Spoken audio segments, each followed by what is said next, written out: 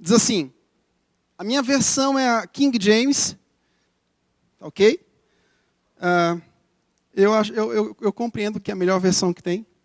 A minha está bem velhinha. Só não está mais que a do pastor André, que estava precisando de uma reforma. Mas esse aqui é o Novo Testamento somente, você encontra aí, nas melhores livrarias. Até livraria de aeroporto você encontra já.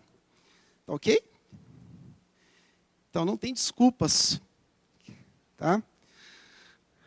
Diz assim, os irmãos estão ok lá na filmagem? Beleza. Portanto, vos afirmo, não andeis preocupados. Em outras versões vai estar a palavra ansiedade. Com a vossa própria vida, quanto ao que haveis de comer ou beber, nem pelo vosso corpo, quanto ao que haveis de vestir. Não é a vida mais do que o alimento e o corpo mais do que as roupas? Contemplai as aves do céu. Não semeiam, não colhem, nem armazenam em celeiros, contudo, vosso Pai Celestial as sustenta. Não tende vós muito mais valor do que as aves? Qual de vós, por mais que se preocupe, pode acrescentar algum tempo à jornada da sua vida? E por que andais preocupados quanto ao que vestir? Observai como crescem os lírios do campo. Eles não trabalham nem tecem. Eu, contudo, vos asseguro que nem Salomão, em todo o esplendor da sua glória, vestiu-se como um deles. Então, se Deus veste assim a erva do campo, que hoje existe e amanhã é lançada ao fogo, quanto mais a vós outros, homens de pequena fé?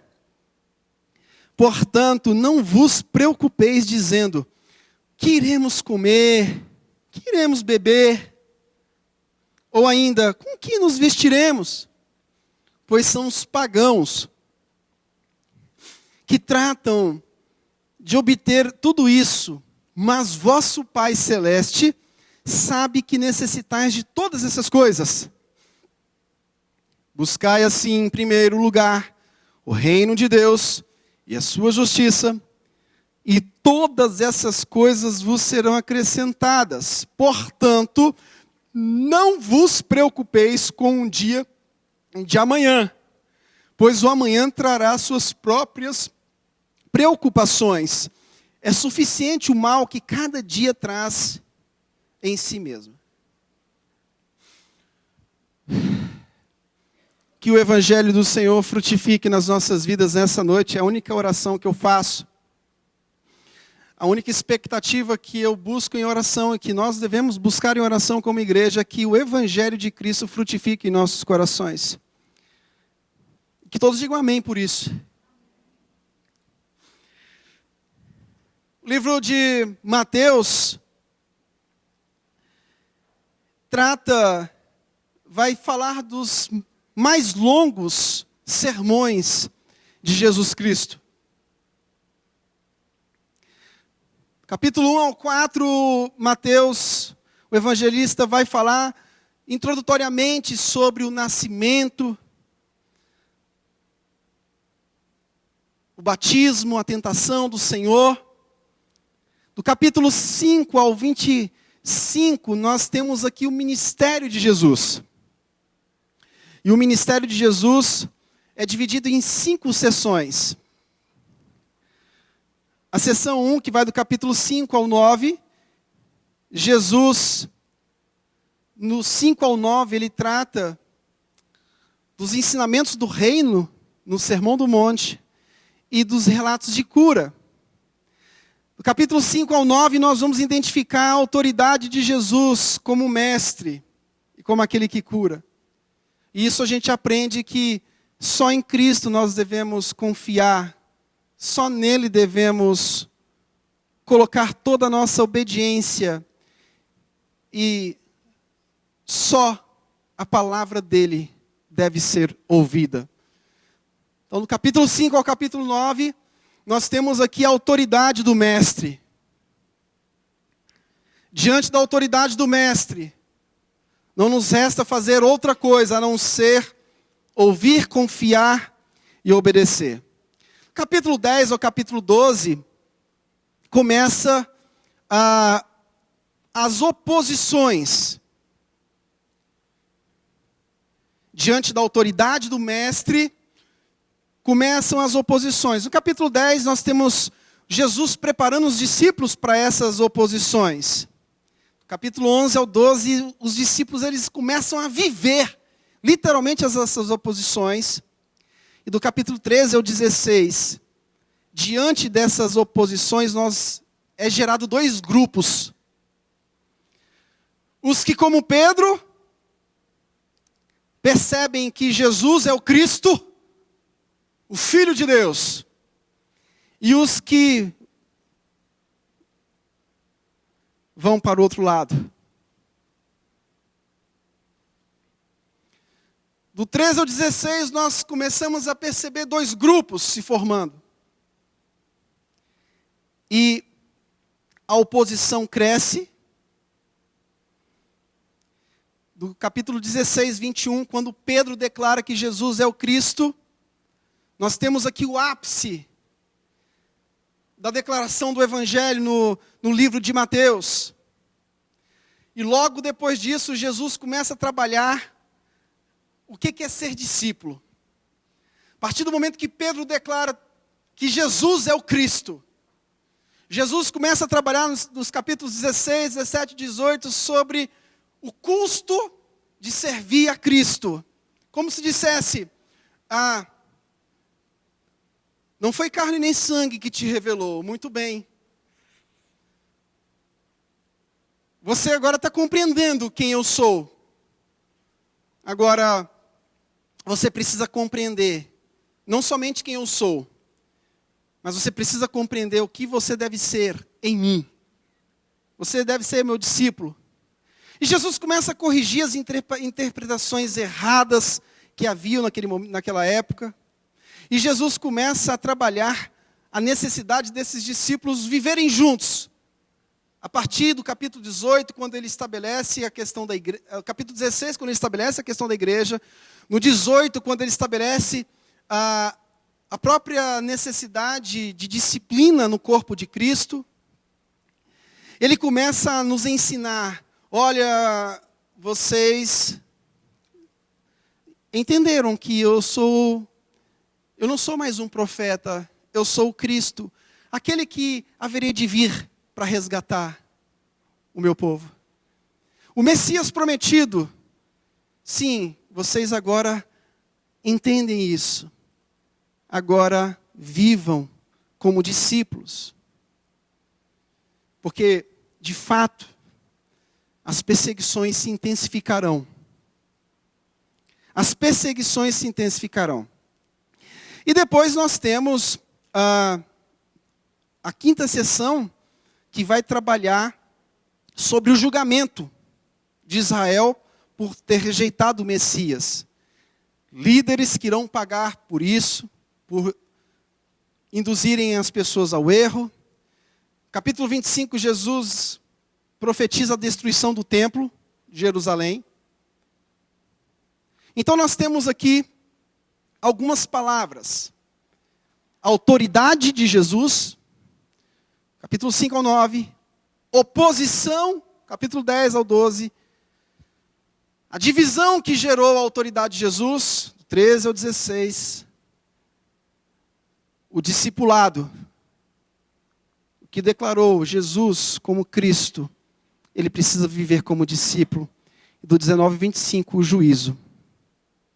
Bom, diante da declaração de Pedro, no capítulo 16, versículo 19, 21, aqui nós temos a principal declaração que eu e você temos que fazer. E nós não vamos fazer isso na força do nosso braço.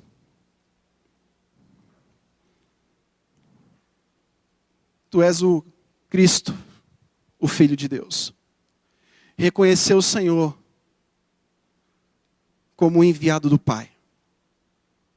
Reconhecer o Senhor, o enviado do Pai, como aquele que tem autoridade para governar as nossas vidas. Para governar as nossas vidas. Eu quero te fazer uma pergunta. Quem é que você reconheceu no seu batismo? E quem é que você e eu temos reconhecido na nossa caminhada cristã? Sim. Pedro reconheceu que Jesus é o Cristo. O Cristo que não veio para os justos. O Cristo que veio para os doentes.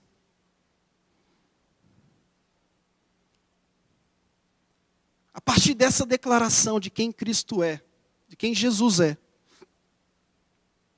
a nossa vida toma outro rumo. Porque a partir do momento que eu declarei, no meu batismo, que Jesus é o Cristo, era aquele que estava prometido para chegar, aquele que nos livraria da condenação eterna, aquele que traria o arrependimento. A partir do momento que nós reconhecemos quem é Jesus, nós passamos a viver de outra forma. E o Mateus capítulo 6 vai tratar justamente dessa nova forma que nós vivemos após ter reconhecido Jesus como Cristo, como Messias, como Salvador, como Senhor das nossas almas. E o texto vai tratar aqui de duas questões. Antes de falar da ansiedade, o texto vai falar de hipocrisia. Antes, os versículos anteriores ao texto que fala sobre a ansiedade, Mateus registra sobre a questão da hipocrisia. No tocante, por exemplo, à forma de adorar a Deus. Quando você jejua, não vos mostre com aspecto sombrio como os hipócritas, pois eles desfiguram o rosto com a intenção de mostrar às pessoas que estão jejuando.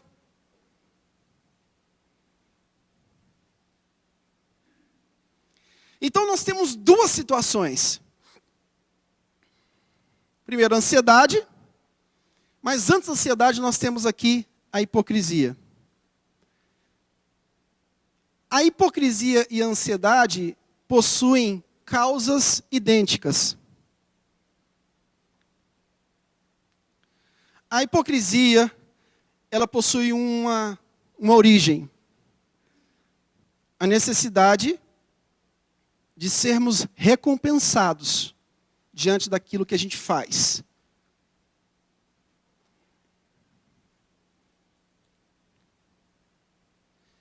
Teu pai vê em secreto o que você está fazendo. Não precisa se mostrar com a aparência toda consternada diante da sua prática. E a ansiedade também parte da mesma causa da hipocrisia.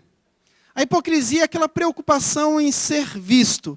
A ansiedade é a preocupação em buscarmos que as nossas necessidades sejam supridas.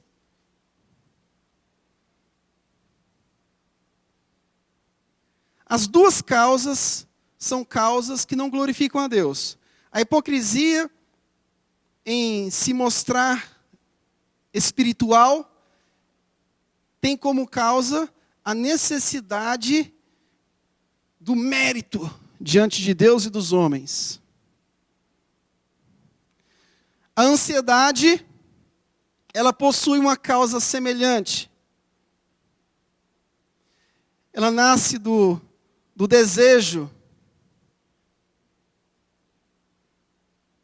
do momento em que nós achamos que Deus não é e não será generoso o suficiente com as nossas vidas para cuidar de nós. Então, quando eu sou hipócrita, eu quero fazer algo para chamar a atenção de Deus, porque eu acho que Deus não está enxergando as minhas ações.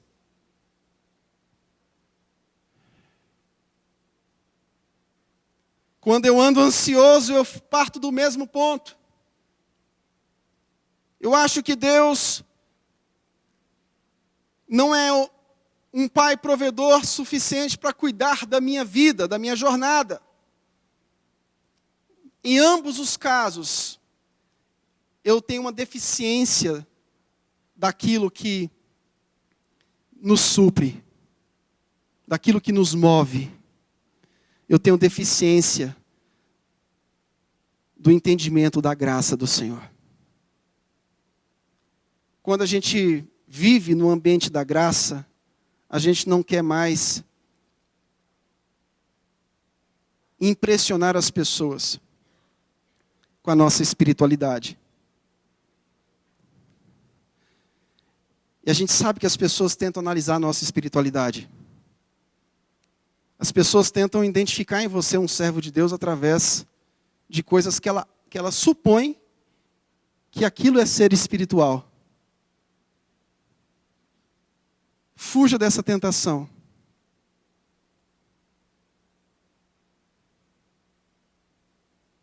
Só a maturidade cristã pode te trazer isso.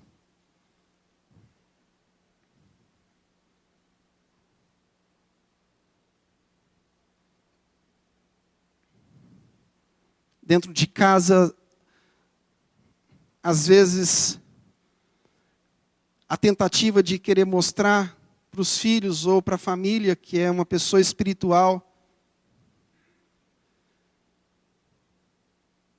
Você está na sala, futricando o celular, aí quando você vê que o teu filho está acordando, você vai e se põe de joelho para ele te ver de joelho. Mas você não estava ali orando, você estava ali futricando o celular, mas eles têm que ver você de joelho. Sim, é importante que os nossos filhos nos vejam em oração, em leitura bíblica, mas que eles nos vejam, de fato, com o nosso coração motivado na oração e na leitura bíblica. E nessa situação a gente acaba querendo se tornar melhor que o outro. Eu lembro que há muitos anos atrás, fui fazer uma visita, não é com nenhum de vocês, senão eu não falaria. E um lado crente e o outro não crente. São uns 10 anos atrás. E o lado não crente fazendo perguntas típicas de Apocalipse, né? O seu tio faz isso.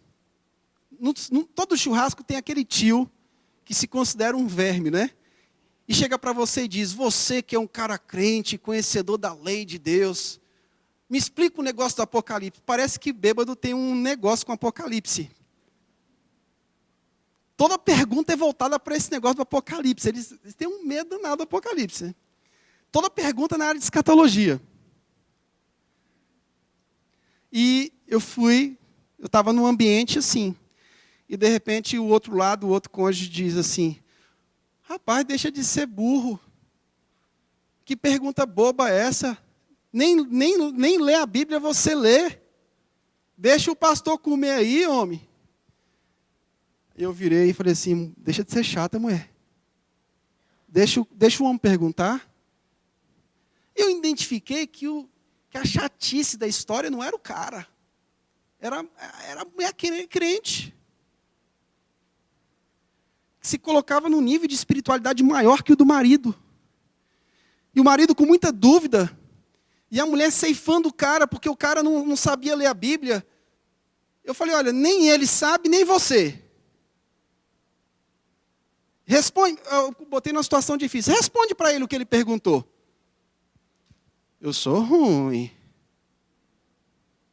Porque a parte crente estava lá dizendo que o cara não sabia, mas ele não tinha obrigação de saber nada mesmo. Ora, ele não era nem ao menos convertido. Irmão, eu coloquei a pessoa numa situação, numa saia justa tão grande. Eu falei assim, não, quem vai responder agora é a senhora. Que a senhora sabe mais que ele. Responde a dúvida dele. Rapaz, e a dúvida era, sabe, naquele metade de Apocalipse, naquele texto mais difícil que a gente tem que descer a biblioteca todinha, ficar uma semana, pastor André, debruçado naquele texto, indo no grego, no hebraico, no aramaico, no copta. A pergunta mais difícil o homem fez. E a mulher engasgava de cá, engasgava de lá, e não conseguia sair, e se embolou toda. Eu falei, está vendo? Essa vergonha que a senhora está passando é provisão divina para a senhora ser mais humilde com os pequeninos. A hipocrisia, o senso de alta performance, isso não glorifica a Deus. Assim como a ansiedade também não glorifica a Deus. E há uma cura para tudo isso. A cura para a hipocrisia é saber que o nosso Senhor,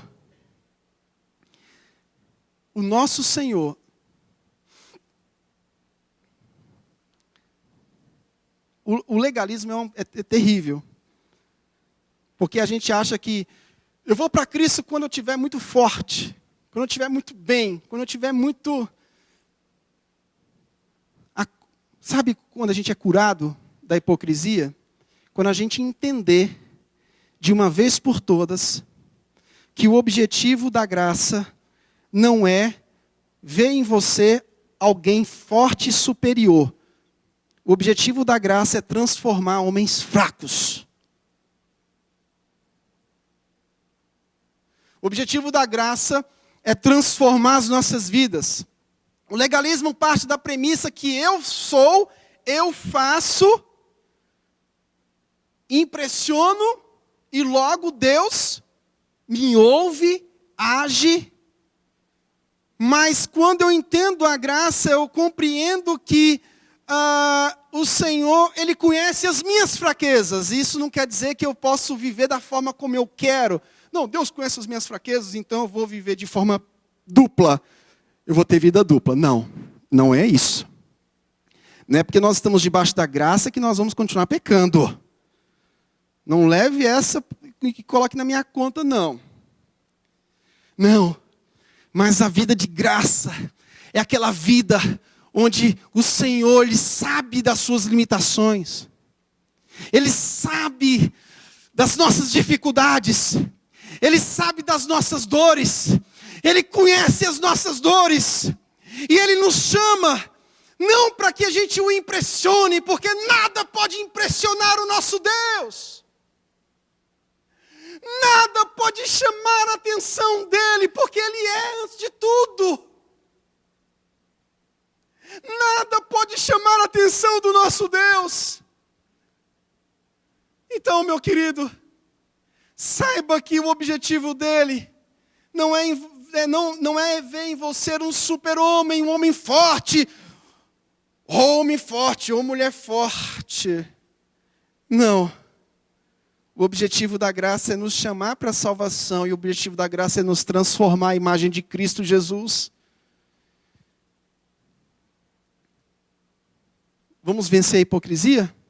De que forma? Entendendo o objetivo da graça. É transformar. É chamar você do mundo caído para a maravilhosa luz do nosso Senhor. O objetivo da graça é pegar nós, homens quebrados, que talvez chegamos hoje aqui, só Ele sabe como eu e você chegamos aqui hoje. Com tantas lutas, com tantas dores na alma, lugares que seu marido, a sua esposa não consegue alcançar, coisas que você não pode nem ao menos contar para o seu amigo, para o seu marido, para o seu filho, porque eles vão caçoar de você. Eles vão rir da tua cara e eles vão olhar para você e vão te chamar de um pecador da pior qualidade.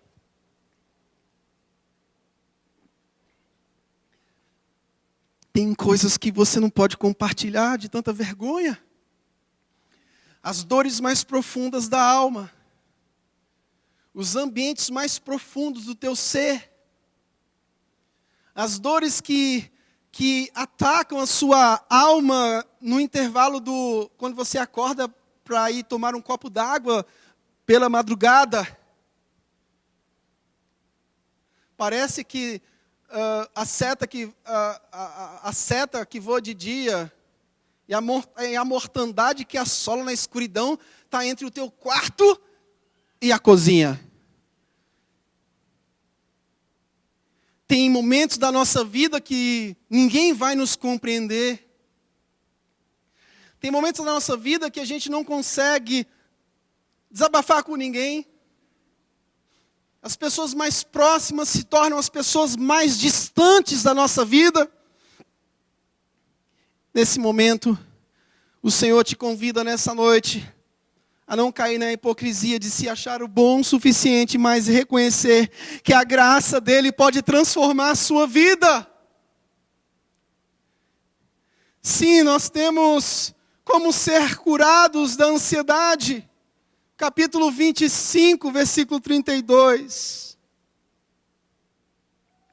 Primeira coisa que nós temos que fazer: colocá-lo em primeiro lugar nas nossas vidas. A nossa caminhada ativista. Nós temos tempo para tudo, mas não temos tempo para o nosso Senhor. O nosso tesouro não é o nosso Senhor. Nós estamos colocando os nossos corações no lugar errado. Nós estamos depositando as nossas emoções em ambientes errados. Nós estamos apostando todas as nossas fichas em lugares, em locais que não vai dar em nada. Nós buscamos a segurança em coisas secundárias. Meu querido, tudo aquilo que nós colocamos no lugar de Deus faz com que a ansiedade se torne um monstro nas nossas vidas. A partir do momento que o nosso Senhor e Salvador Jesus Cristo não está no centro da nossa jornada, a preocupação ela aumenta e ela vai crescendo, e ela vai crescendo, ela vai crescendo e vai se tornando um monstro na sua vida.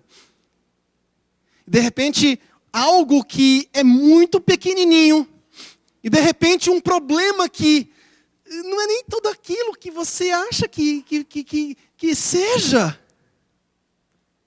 Porque sim, nós aumentamos o tamanho, a largura, o comprimento dos nossos problemas. Nós somos mestres. Nós somos mestres em aumentar. Nós somos mestres. Nós somos os mestres do peso. A leveza da graça quer nos libertar nessa noite. A leveza da graça do Senhor quer te trazer um coração seguro. Um coração confiante. Um coração... Esse coração que sofre tanto. A graça do Senhor quer pegar esse coração hoje. A graça do Senhor, ela está querendo te dar um recado hoje. Descansa em mim. Descansa em mim.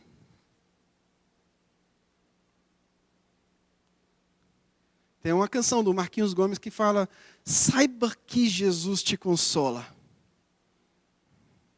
No nascer da alvorada. E jamais, jamais te deixará.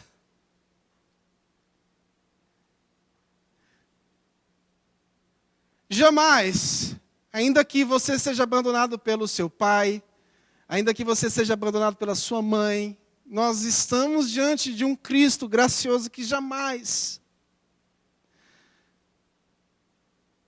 Oh, meu irmão, você está se segurando em coisas tão pequenas.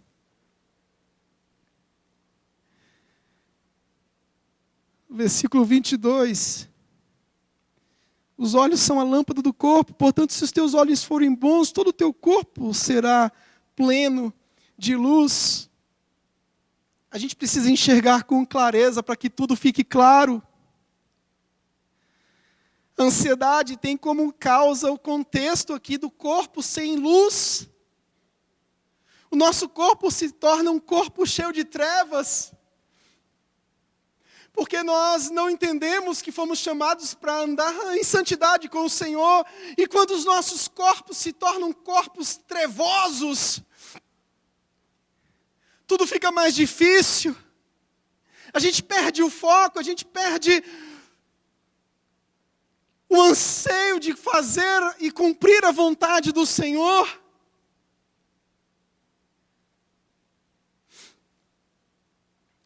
O texto, versículo 24, mostra outro contexto que gera ansiedade.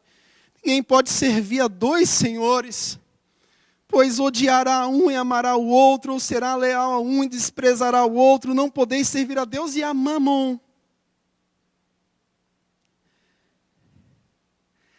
Ter dois senhores vai te levar à loucura. Agora experimenta servir a só um senhor. Você vai continuar tendo problemas. A sua alma de vez em quando vai dar aquele grito que deu a alma de Davi. Por que te abates, ó minha alma?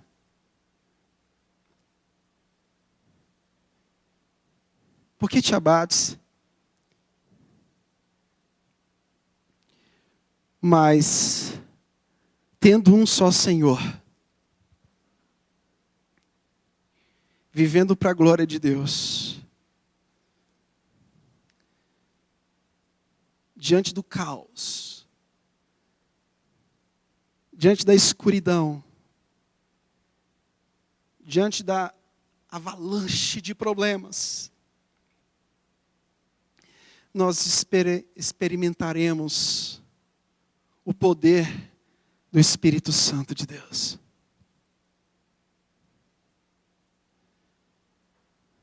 Tudo que nós precisamos.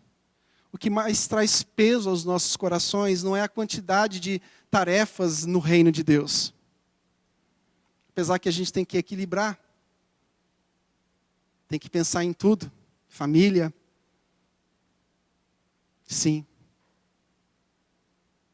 Ter um tempo de qualidade é muito importante, sim. Pegar os filhos. Mas isso não vai definir que você vai ser feliz.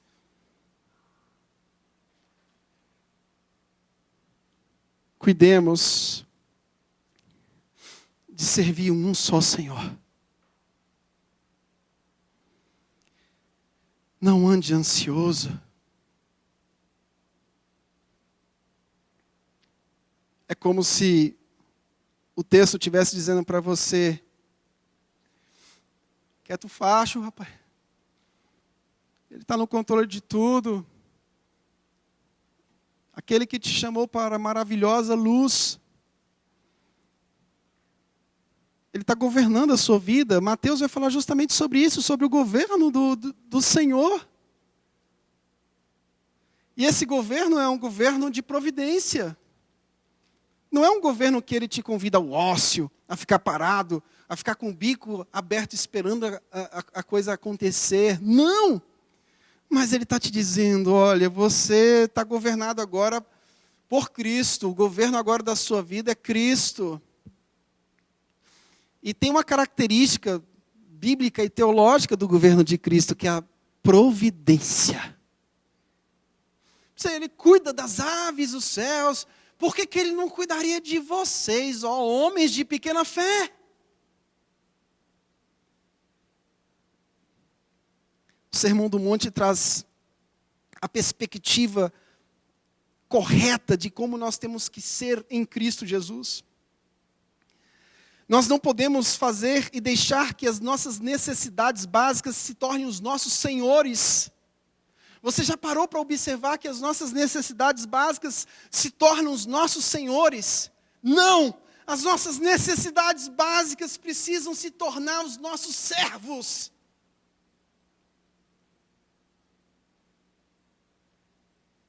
Você não vai dizer isso num tom de arrogância, determinando, tomando posse de tudo que você vê de bom nessa vida. Eu quero isso aqui para mim, aquilo ali, porque eu sou filho do rei.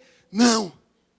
mas é no sentido de saber que, assim como a gente aprendeu na oração do Pai Nosso, que vem um pouco antes, que o governo de Deus está sobre nós.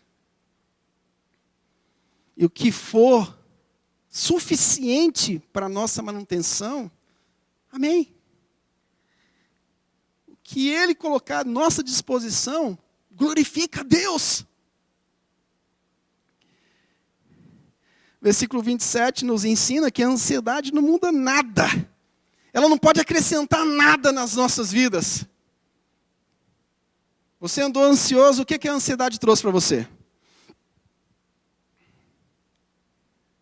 A ansiedade trouxe o quê? Nada. Então,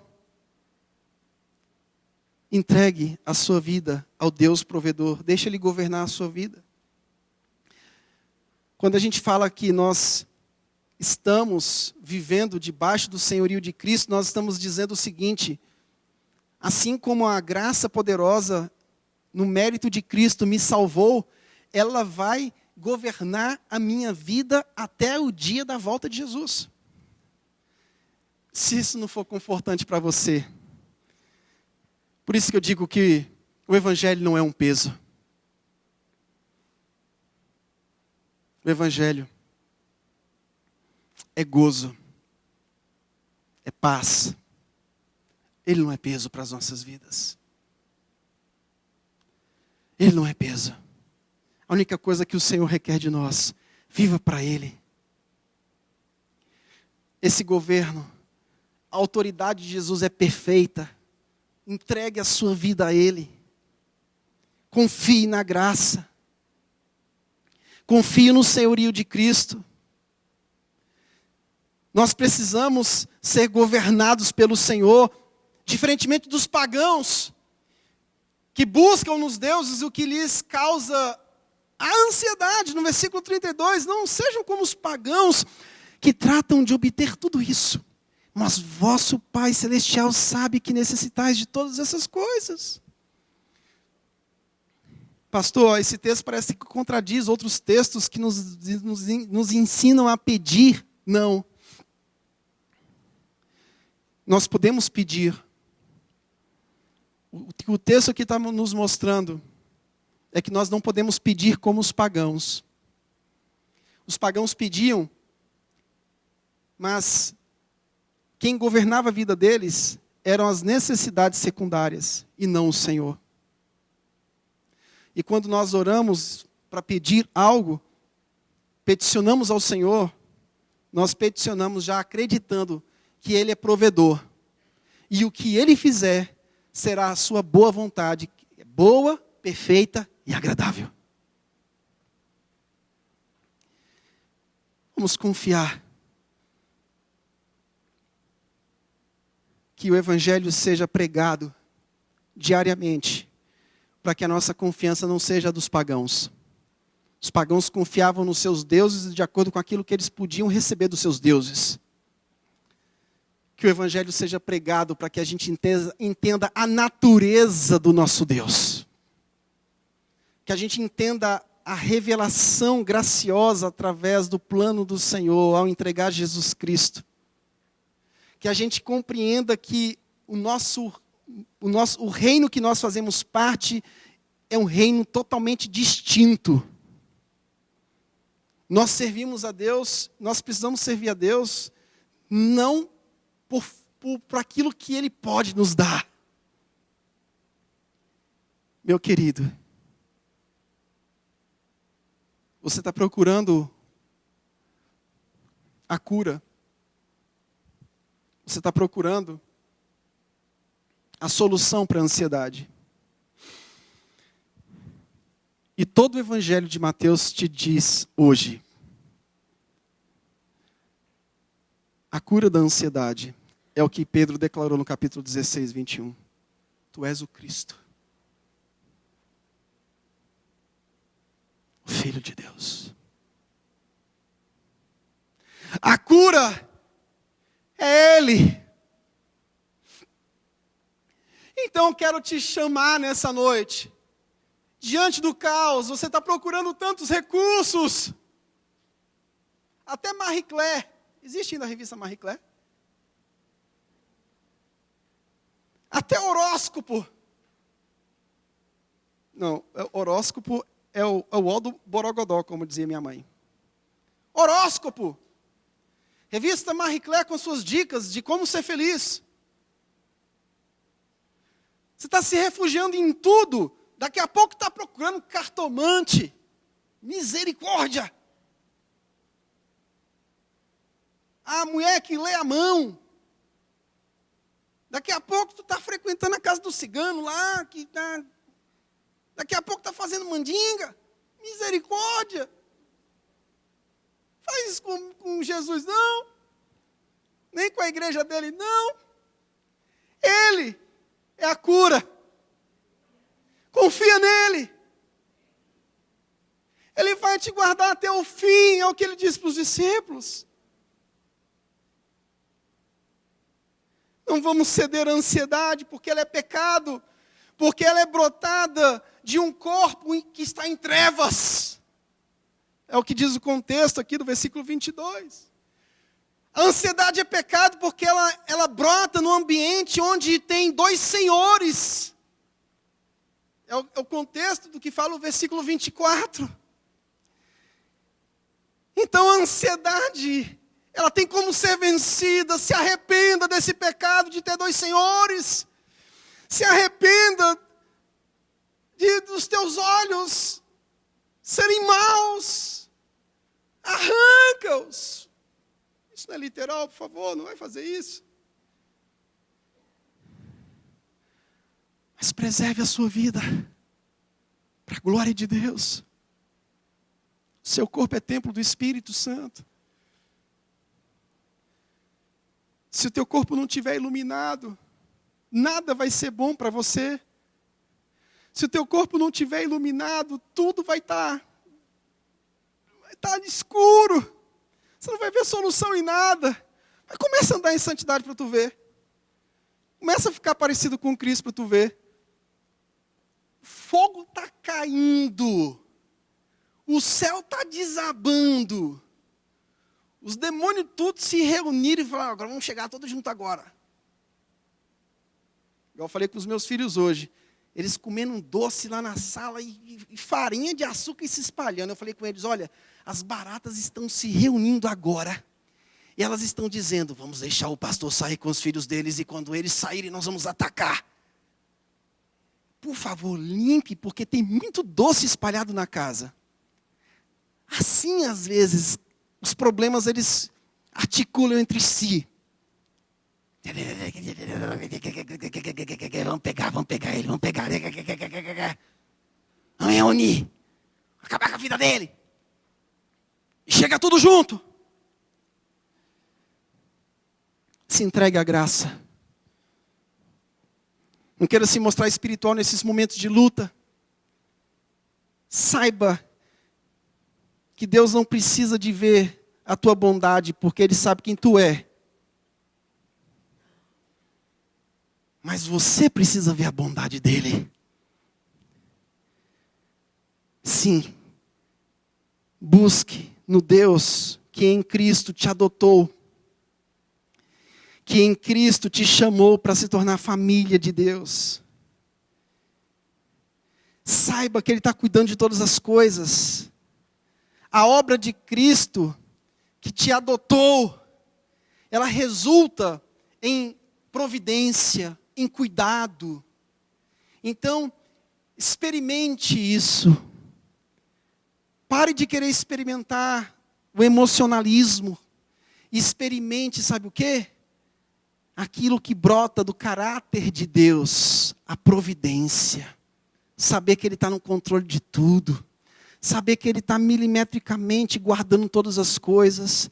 Eu não sei como é que eu vou fazer essa semana, mas Ele sabe. Deposite a obra, essa confiança no Senhor. Você já tem tudo. Uma confissão poderosa feita no batismo. E confessada diariamente com a sua vida e semanalmente na participação da ceia. Ele é o meu Senhor. Pastor, o que eu faço agora? Cara, viva a tua confissão. Ele é o meu Senhor, é o meu Salvador, meu Senhor. Mas pastor, rapaz, confia na palavra. Lutero diz, a palavra fez tudo. Para de confiar em mandinga, nisso, daquilo, naquilo outro. Daqui a pouco está subindo as escadarias lá da igreja de Salvador. Daqui a pouco está andando com um texto na mão. Confia no Senhor. Ele é poderoso. Tem poder maior do que o da salvação? Hã? Tem poder maior do que o da salvação? Não. Então o que vem depois da salvação é fichinha.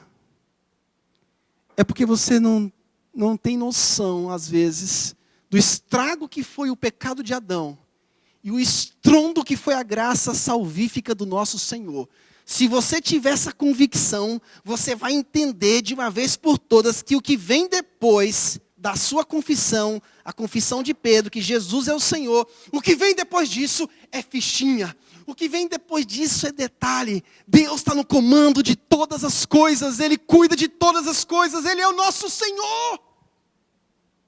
Entregue a Ele a sua confiança hoje.